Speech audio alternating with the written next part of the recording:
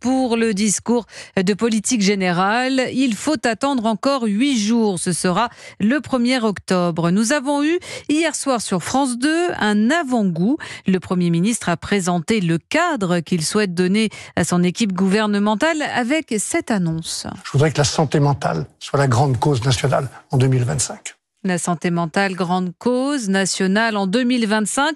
C'est donc l'annonce faite hier soir par Michel Barnier.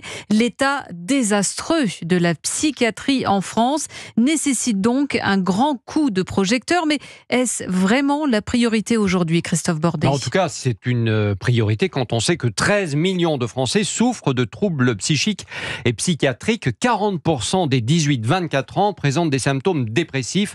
Des chiffres qui se sont affolés au lendemain de la crise Covid. La santé mentale représente à elle seule 23,3 milliards d'euros, soit près de 14% des dépenses totales de santé. C'est évidemment colossal, alors que la prise en charge des patients semble s'être détériorée depuis 3 ans. Partout en France, l'activité psychiatrique est confrontée au manque de personnel médicaux et paramédicaux, manque de psy. Certes, les places d'hospitalisation de jour ont augmenté ces derniers mois, mais elles ne compensent pas le besoin de lits d'hospitalisation continue, c'est-à-dire occupés 24 heures sur 24.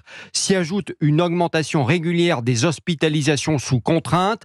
Les professionnels l'affirment, il y a de plus en plus de troubles du comportement sévère. Tout s'appelle à la mise en place d'une véritable politique de prévention.